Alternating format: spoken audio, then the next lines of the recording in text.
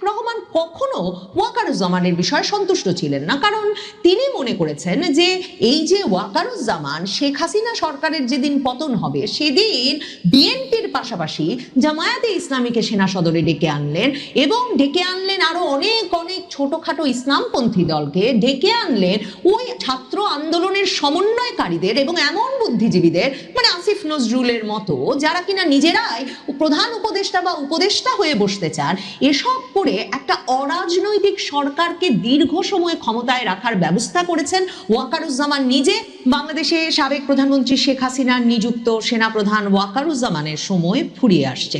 বিভিন্ন সূত্র থেকে এই বিষয়টা স্পষ্টভাবেই জানা যাচ্ছে যে তারেক রহমান আপাতত শেখ হাসিনা নিযুক্ত রাষ্ট্রপতিকে পদ থেকে সরিয়ে দিয়েই থামতে চাইছেন না। তিনি এই সময়ে তার পুরো সরকারকে সংহত করতে চান। কাজেই প্রশাসনে যেমন তেমনিভাবে সামরিক প্রশাসনেও সর্বোচ্চ পদে শেখ হাসিনা নিযুক্ত সেনাপ্রধানকে রেখে তিনি কিছুতেই স্বস্তি বোধ করছেন না এবং তিনি মনে করছেন না বা তার পরামর্শকরা মনে করছেন না যে শুধুমাত্র রাষ্ট্রপতি শাহাবুদ্দিন চুপ্পুকে সরিয়ে দেওয়াই তার প্রশাসনকে সম্পূর্ণত শেখ হাসিনার প্রভাব মুক্ত করতে পারবে। সেনাপ্রধান ওয়াকারুজ্জামানকে সম্ভবত তাকে যে পদত্যাগ করতে হবে এ বিষয়টা এরই মধ্যে জানিয়েও দেওয়া হয়েছে। তিনি তুরস্ক যাওয়ার আগের দিন রাতে হঠাৎ করে তাকে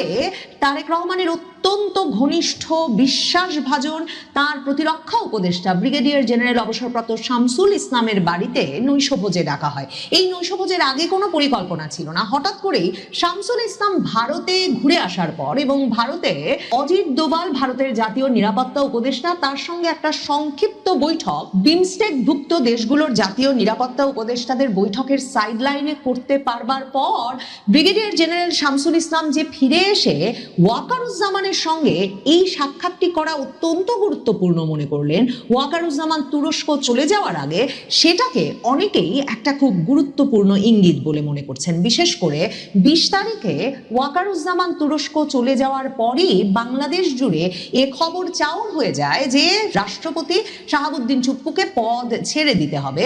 এবং রাষ্ট্রপতি শাহাবুদ্দিন চুপ্পু সেই 5ই আগস্টে 3 বাহিনী প্রধানকে কাঁধে নিয়ে দেশের ভার নিয়ে প্রধানমন্ত্রী পদত্যাগ করে ফেলেছেন। তারা একটা সরকার গঠন করবেন থেকে শুরু করে সকল কার্যক্রম যে সেনাপ্রধান ওয়াকারুজ্জামানের সরাসরি সমর্থনে পরামর্শক্রমেই করছিলেন সেটা এমনকি তিনি আন্তর্জাতিক সংবাদ মাধ্যম রয়টার্সের সাক্ষাৎকার দিয়ে গত বছর ডিসেম্বরেই বলে দিয়েছিলেন। এরপর কালের কণ্ঠের সঙ্গে সাক্ষাৎকারেও তিনি একথা স্পষ্ট করেছেন যে সেনাপ্রধান ওয়াকারুজ্জামান তাকে সবসময় পরামর্শ, সমর্থন এবং সুরক্ষা দিয়ে এসেছেন। এহেন রাষ্ট্রপতি শাহাবুদ্দিন চুপ্পুকে তখনই সরে যেতে বলা হলো যখন ওয়াকারুজ্জামান তুরস্ক সফরে গেছেন এবং এমন তাড়াহুড়ো করিয়ে রাষ্ট্রপতির পদ থেকে শাহাবুদ্দিন চুপ্পুকে সরানো হলো যে তাকে যেহেতু পদত্যাগ পত্র দিতে হবে স্পিকার হাফিজউদ্দিন আহমেদের কাছে, কাজে স্পিকার হাফিজউদ্দিন আহমেদ ছিলেন আবার ব্যাংককে থাইল্যান্ডে চিকিৎসার জন্য, তাকে তার সফর 2 দিন সংক্ষিপ্ত করিয়ে ঢাকা ফিরিয়ে আনা হলো। এসব দেখে পর্যবেক্ষকরা এবং সামরিক বিভিন্ন সূত্রে স্পষ্টতই এটা বলা হচ্ছে যে খুব স্বাভাবিকভাবেই ওয়াকারুজ্জামানের সঙ্গে প্রধানমন্ত্রী তারেক রহমান এই বিষয়টা নিয়ে কোনো সমঝোতা, কোনো দেন দরবার, কোনো দর কষাকষি এসব এড়িয়ে যেতে আপাতত এই ব্যবস্থাটা নিয়েছেন যে যখন কিনা সেনাপ্রধান ওয়াকারুজ্জামান দল বল নিয়ে রাষ্ট্রীয় সফরেই মানে সরকারি কাজেই তুরস্ক গেছেন, তখন কয়েকদিনের মধ্যে সারপ্রাইজের মতো তিনি পদত্যাগ করবেন এ খবর চাউর করে দিয়ে বিপুল চাপ সৃষ্টি করে একেবারে মানে বিদায় করে দেওয়া হয়েছে। এখন যেমন শাহাবুদ্দিন চুপ্পুকে বিদায় দেওয়ার আগে এমন খবর রটানো হলো যে রাষ্ট্রপতি শাহাবুদ্দিন চুপ্পুর নাকি লন্ডন পর্যন্ত যেতে হয়েছে শেখ হাসিনার সঙ্গে ফোনে যোগাযোগ করতে এবং সেই তথ্য গোয়েন্দাদের কাছে আসাই তাকে এখনই পত্রপাঠ বিদায় করে দেওয়া হচ্ছে। ওয়াকারুজ্জামানের বিরুদ্ধে এই অভিযোগ কিন্তু হাসনাত আব্দুল্লাহরা এনেছিল সেই 2025-এর মার্চে, যখন হাসনাত আব্দুল্লাহ স্ট্যাটাস দিয়ে বললেন যে এই সেনাপ্রধান ওয়াকারুজ্জামান তাদেরকে সেনা সদরে ডেকে রিফাইন্ড আওয়ামী লীগকে রাজনীতি করার সুযোগ দেওয়ার পরিসর তৈরি করার অনুরোধ করছেন এবং সেনাবাহিনী, সেনাপ্রধান সব ভারত, শেখ হাসিনা, আওয়ামী লীগ এদের কথাই চলছে। কাজেই ওয়াকারুজ্জামানের যে টলমা ফাটাল অবস্থা সৃষ্টি হতে পারে ঠিক শাহাবুদ্দিন চুপ্পুর মতোই একটা নির্বাচিত সরকার এলে সেটাও ধারণা করা যাচ্ছিল। বিশেষ করে বিএনপি তারেক রহমান কখনো ওয়াকারুজ্জামানের বিষয়ে সন্তুষ্ট ছিলেন না, কারণ তিনি মনে করেছেন যে এই যে ওয়াকারুজ্জামান শেখ হাসিনা সরকারের যেদিন পতন হবে সেদিন বিএনপির পাশাপাশি জামায়াতে ইসলামীকে সেনা সদরে ডেকে আনলেন এবং ডেকে আনলেন আরো অনেক অনেক ছোটখাটো ইসলামপন্থী দলকে, ডেকে আনলেন ওই ছাত্র আন্দোলনের সমন্বয়কারীদের এবং এমন বুদ্ধিজীবীদের মানে আসিফ নজরুলের মতো যারা কিনা নিজেরাই প্রধান উপদেষ্টা বা উপদেষ্টা হয়ে বসতে চান। এসব করে একটা অরাজনৈতিক সরকারকে দীর্ঘ সময় ক্ষমতায় রাখার ব্যবস্থা করেছেন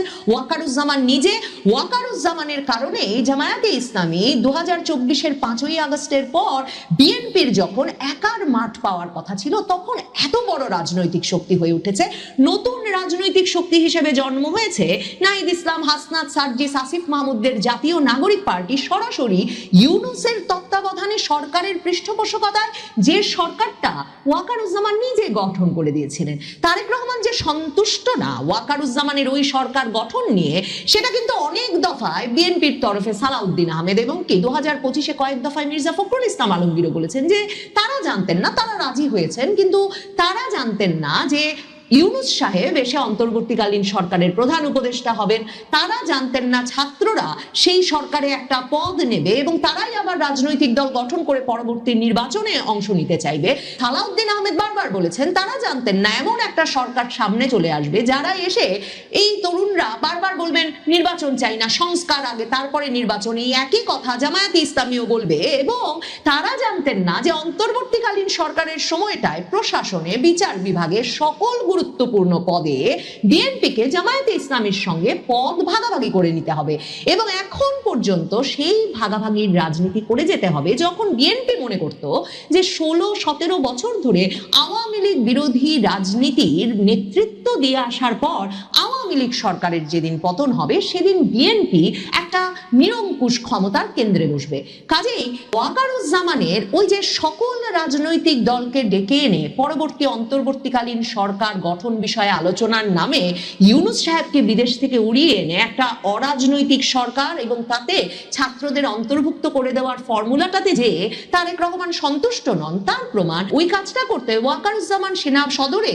বিএনপির যেই নেতাকে ডেকে এনেছিলেন, সামরিক বাহিনীর সাবেক কর্মকর্তা অবসরপ্রাপ্ত মেজর জেনারেল ফজলে এলাহি আকবর, যিনি খালেদা জিয়ার দীর্ঘ সময়ের নিরাপত্তা উপদেষ্টা ছিলেন, খালেদা জিয়ার অত্যন্ত ঘনিষ্ঠ, সেই ফজলে এলাহি আকবরকেও কিন্তু বিএনপি থেকে একেবারে ছাঁটাই করে দিয়েছেন তারেক রহমান বাংলাদেশে ফেরা মাত্র সেই ডিসেম্বর মাসেই। কাজেই ওয়াকারুজ্জামান ঘনিষ্ঠ বিএনপির ব্যক্তিবর্গ কাউকে যে তারেক রহমান পছন্দ করেন না তার আরেকটা বড় কারণ মির্জা ফখরুল ইসলাম আলমগীর সে সময় বিভিন্ন দফায় যখন ওয়াকারুজ্জামানের সঙ্গে 2024-এর আগস্টের পর থেকে 2025-এর ডিসেম্বরে তারেক রহমান দেশে ফিরতে না পারা পর্যন্ত যোগাযোগের চেষ্টা করতেন, যখন কিনা জামায়াতের আমির ডাক্তার শফিকুর রহমান মনে করে দেখেন বিভিন্ন সময় হঠাৎ হঠাৎ সেনা সদরে চলে যেতেন এবং তাদের সাক্ষাৎ হতো সেনা প্রধানের সঙ্গে জামায়াতের আমির ডাক্তার শফিকুর রহমানের, কিংবা হাসনাত সার্জিসকে তিনি পুত্রবধ জেনে ছেলের জ্ঞানে সেনা সদরে ডেকে রিফাইন্ড আওয়ামী লীগের প্রস্তাব দেন, কিংবা 2025-এর আগস্টে জাতীয় নাগরিক পার্টির এই নেতৃবৃন্দ যখন বঙ্গবন্ধুর সমাধি ভাঙতে টুঙ্গিপাড়া গেলেন তখন তিনি গুলি করে 5 জনকে হত্যা করে রীতিমতো সেনা গাড়িতে করে এই হাসনাত সার্জিসদেরকে প্রহরা দিয়ে কোনো মতে জনরোষ থেকে বাঁচিয়ে ঢাকা নিয়ে এলেন। অথচ মির্জা ফখরুল ইসলাম আলমগীরের মতো বর্ষিয়ান নেতা, বিএনপির শীর্ষ নেতা তারেক রহমানের পর যিনি ছিলেন তখন ঢাকায়, তাকে দিনের পর দিন সাক্ষাতের কোনো সুযোগ দেন নাই ওয়াকারুজ্জামান 2024-2025 জুড়ে। এই পরিস্থিতিতে তারেক রহমান ক্ষমতায় এসেছেন যখন 2025-এর ডিসেম্বরে, যখন সেনাবাহিনীর তরফেও তার দেশে আসার প্রতি নিষেধাজ্ঞা উঠে গেছে এবং তিনি সেনাপ্রধান ওয়াকারুজ্জামান তাদের পাশে আছেন, বিএনপিকে ক্ষমতায় আনতেই তারাও কাজ করছেন, এমন একটা অবস্থান যখন নিয়েছেন এবং নির্বাচনের পর থেকে বিএনপি নেতারা মুখে বলছেন বটে যে সেনাপ্রধান ওয়াকারুজ্জামান সেনাবাহিনী যদি এমন কার্যকর ভূমিকা না নিত তাহলে আইন শৃঙ্খলা পরিস্থিতি নিয়ন্ত্রণে এনে কিছুতেই নির্বাচনটা ভালোভাবে সম্পন্ন করে বিএনপি ক্ষমতা গ্রহণ করতে পারতো না। কিন্তু তারেক রহমান জানেন নির্বাচনটা পিছিয়ে দিতে অনির্দিষ্টকালের জন্য। এমনকি 18ই ডিসেম্বর হাদির মৃত্যুর পরেও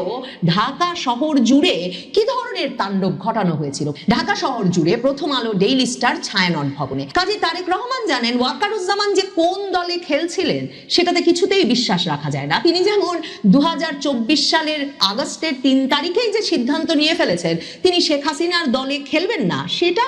শেখ হাসিনা জানতেন না বা বিশ্বাস করতে চান নাই আগস্টের 5 তারিখ পর্যন্ত। তেমনি ভাবে এই ওয়াকারুজ্জামান এখন বলছেন বটে যে তিনি শক্ত হাতে দাঁড়িয়েছিলেন বলেই বিএনপি শেষ পর্যন্ত শান্তিপূর্ণ নির্বাচনে ক্ষমতায় আসতে পেরেছে, কিন্তু তিনি যে শেষ মুহূর্ত পর্যন্ত কার দলে খেলছিলেন সেটা তারেক রহমান কিছুতেই বিশ্বাস রাখতে পারেন না। বিশেষ করে তারেক রহমান যেহেতু বিশ্বাস রাখেন যে ওয়াকারুজ্জামানের প্রত্যক্ষ মদত ছাড়া কিছুতেই জামায়াত এতটা শক্তি সঞ্চয় করতে পারতো না, সে কারণে এমনকি মায়ের বিশ্বস্ত ফজলে এলাহি আকবরকে বাদ দিয়ে